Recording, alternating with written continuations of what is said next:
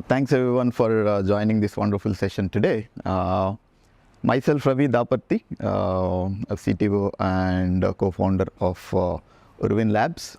I've been a special needs child from last 40 years. I'm not here to showcase that as as one of my qualifications at this point of time, but it's been a really fun-filled, challenging journey that I had from last 40 years. I hail from a place where we don't even have a bus stop and a proper school at that point of time. And, it was a very orthodox family, except my father, my father is a very progressive guy where he wanted me to study at that point of time. I'm talking about a special needs child 40 years back. And there were a lot of speculations that were happening in the initial days, whether, I should be sent to school or should be, kept at home. And my father used to say that, I joined my LKG at the age of 7, while all the other kids were getting a small boxes. I was carrying a whole carriage at that age, right? So that is all it started. And the school journey was a challenge again, because I was not using clutches. I was using my 4 legs, bent down with both my hands and legs to walk. So my dad arranged a rickshawala, who used to take me from home to school, and he used to carry me from, rickshaw to the classroom bench, and he used to keep me there. And I have to stay on that bench from morning 8 o'clock to evening 5 o'clock until, I see my rickshawala again to get me back to the rickshaw. That is how I completed my schooling. I was one of the best students in the class. I completed my 10th with the flying colors. And again, there were a lot of discussions that were happening after completion of my 10th, where my parents and everyone don't want me to, get into any colleges, not because they don't want me to study, but they were more worried that, I would suffer, staying outside without the support of anyone. But I was always an adamant kid. I was always, very clear in terms of what I wanted to do. And I didn't have food for 3 to 4 days, saying that I want to go to the college. Then my dad joined me in 10 plus 1 and 2, where I did pretty good in terms of academics, and I joined my engineering in electronics and communications engineering when I did very good rank in MSET those days. And engineering was a very challenging period for me.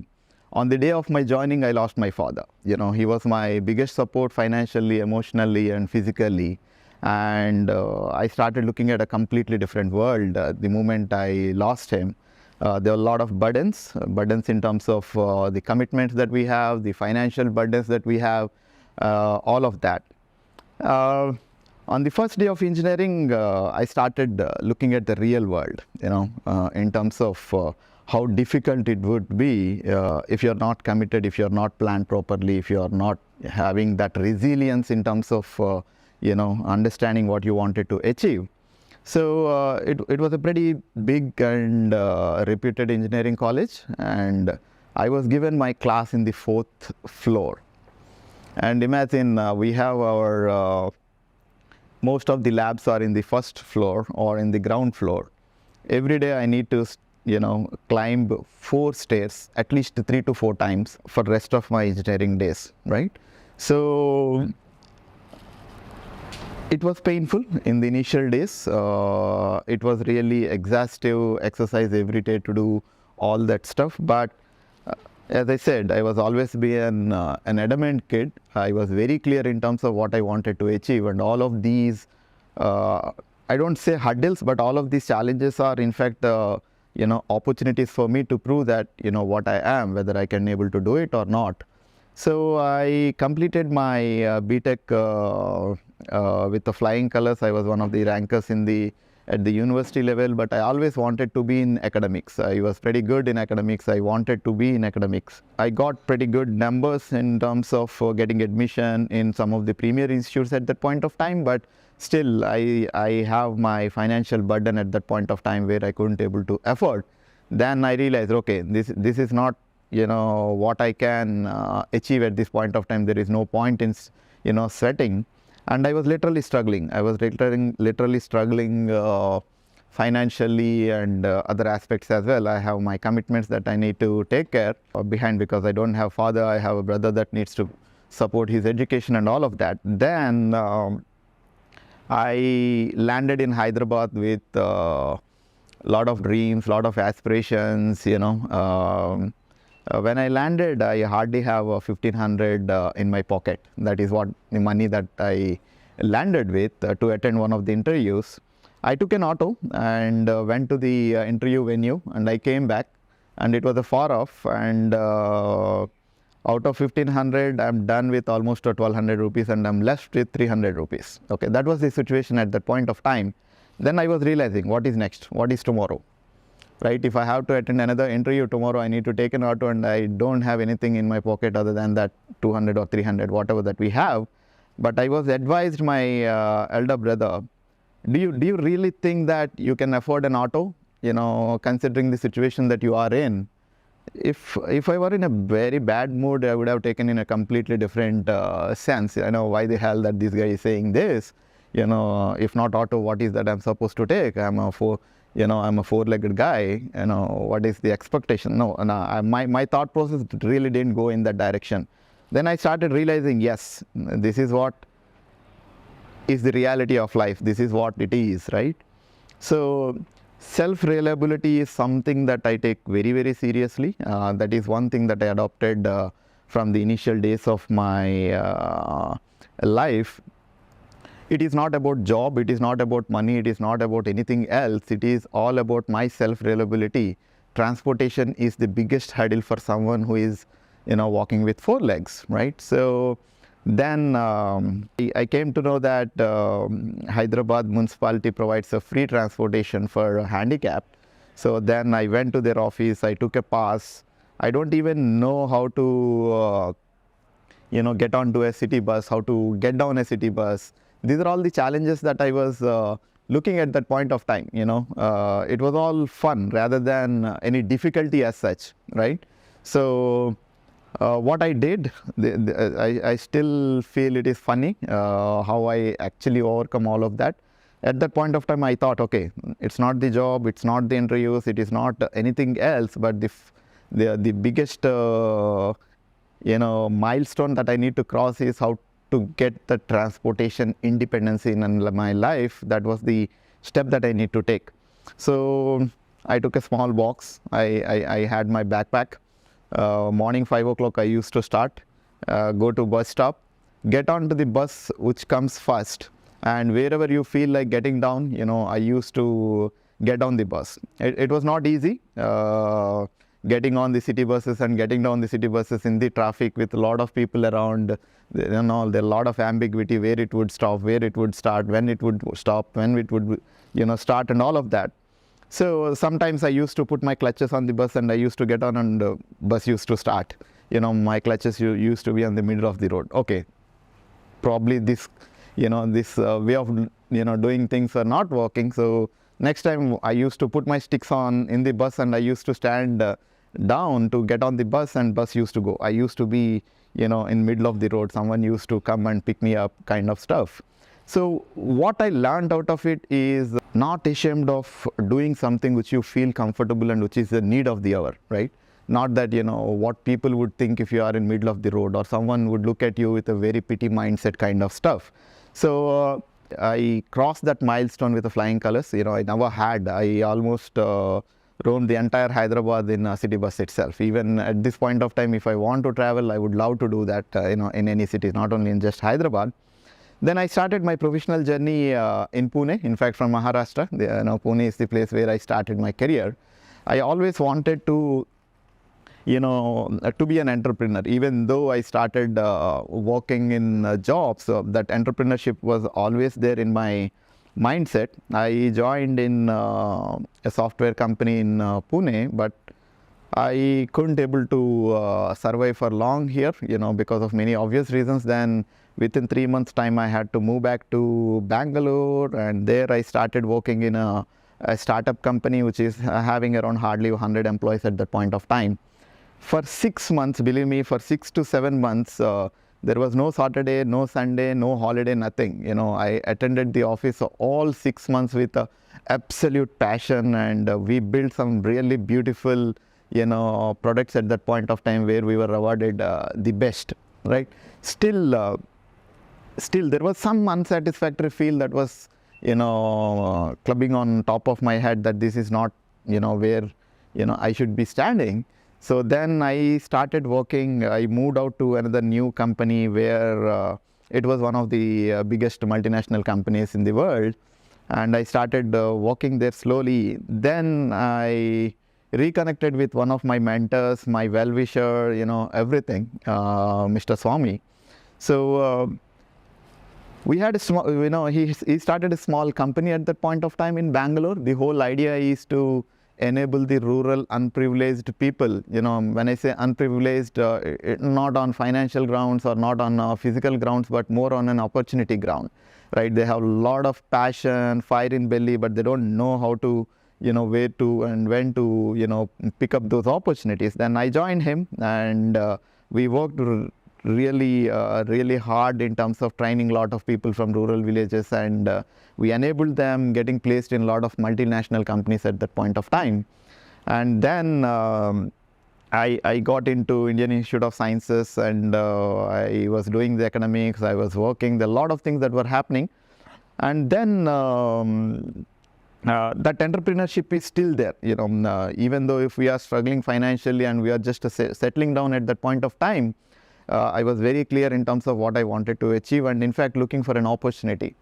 And suddenly I got a call from my mentor again that, why don't you come to Hyderabad, and we need to talk. So we had a very interesting talk. I came from Bangalore to Hyderabad, and we met in a hotel, and we were discussing, and it was a startup with the first table and chair. We don't even know what would be the future of the company, whether I would get the salary next month, what would be the road path for next 1 year or a couple of years, nothing. So we had a very fruitful discussion, and I went to the hotel and immediately resigned to my company. I didn't even inform my mom or no one else. So that's the level of clarity that I had at that point of time in terms of what I wanted to achieve. And one of the biggest milestone that I would say in my life is my marriage, right?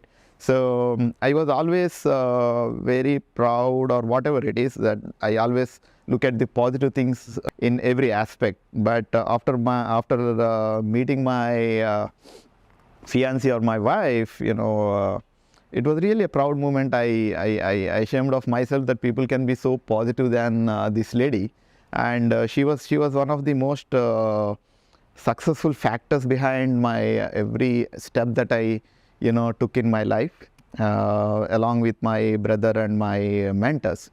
Then the biggest step came from my mentor again, saying that, after doing all the startups, why don't you come to US? Okay, so from a small village without having any school to US is another big step forward. And all the formalities were completed, and I got a call. This is really an interesting discussion that we had that I should mention out here. So he called me, on a night, and the place where I need to land in US is one of the coldest places in US, where you see the snow for 6 months, and you don't find any transportation, nothing, right? So he told, like, you wanted to come to US, but the place where you would be staying, you don't find any city buses, you don't find any public transportation. And yeah, I never drove anything at that point, not even two-wheeler, not even four-wheelers and all of that. So we were having a very healthy discussion at that point of time, while he was challenging and trying to understand what my mindset was. I'm pretty sure about it. So then we had a very healthy discussion at that point. I told them, right, I might face challenge for a day, I might face challenge for a week, I might face challenge for a month, or I might face challenge for an year, right? What next? I can be successful. How are people living out there, with a similar kind of physical structure and all of that? Then I landed in US, and we worked really, hard. I've been in startups from last 14 years. I'm very proud to say that except toilet cleaning, I've pretty much done everything. Right from, L3 support kind of roles to the head of the company. Then when I landed in US, it was a wonderful journey in the startups that we worked with. We were working almost 18 to 20 hours every day on an average, and we made it one of the most successful startups in US. Lucky or unlucky, it didn't work out the way that we anticipated. No regrets at all. At that point of time, then there is one more challenge that was hit at my side. My mom was diagnosed with stage 4 lung cancer at that point of time. There was lot of things that were happening. But when it comes to the thought, whether it is your profession or your mom, because I was the eldest son, and my brother is also in US, and she was the only one residing in India. So there was not even 1 second that I thought, whether I should be in India or in US. We packed up and we moved back to India, and I had to close that whole US chapter there and move back to India. So as I said, I was always clear in terms of what is right in terms of my priorities. At that point of time, my responsibilities are of highest priority over my career.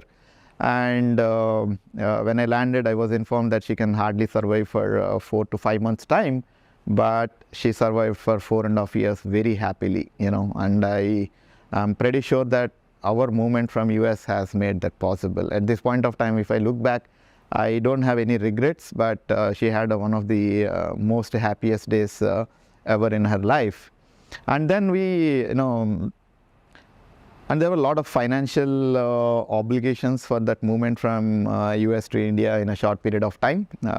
If it were someone else, they would have settled down in some very high paying jobs, but I never wanted to get into the high paying jobs again. I always wanted to be an entrepreneur, and we started new ventures at that point of time with my partner, my well-wisher, and my mentor, Swami Garu.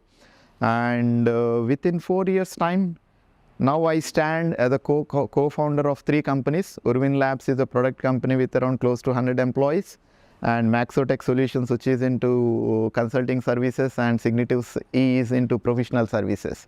And giving back to the society has always been in our thoughts. As I said, we started our professional entrepreneurial engagement empowering the rural kids.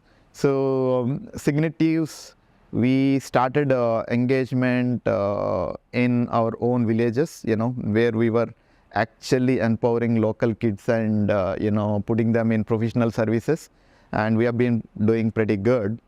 So if you look at it, so there are multiple things throughout this journey. The resilience in terms of having a thought of being an entrepreneur. Resilience is extremely important, and there are 5 factors that I have always considered that we need to keep in mind. One is self-reliance. Whenever you are doing anything, you need to understand what are all your bottlenecks and how you can overcome those bottlenecks. Instead of looking those bottlenecks as your hurdles, if you look them as one of the challenges that you need to overcome, it would be a beautiful journey. The next one is priorities. Priorities are extremely important at any point of your journey, whether it is a professional journey or personal journey. If you don't understand your priorities, your next step would always be an ambiguity, right? So that is one thing. Second one is the focus and hard work. As I said, our average working time even till today is a minimum 14 hours. It doesn't mean that someone is forcing us to work for 14 hours, but once you have that passion of doing it, the time really doesn't matter. And the fourth one is the people that you are with. That is extremely, extremely important. I attribute almost 99% of my success with the people that I worked with, whether it is my wife, whether it is my my mentor, or the team who is with me from last 10 years, and also my brother who actually supported when I really needed most. And you are with people with the right mindset. The entrepreneur journey is always a roller coaster ride. Some day you feel very high, some day you would be on rock bottom. But you need to have someone who can actually get you up. Even though if you are the strongest of strong guys, you need to have the support of the people, your family support, your friends, your support from the friends, from your team, from your mentors. luckily I have, some of the best team, some of the best mentors and the best partner in life. So thank you very much for the opportunity. Love to be here. Thank you very much, guys.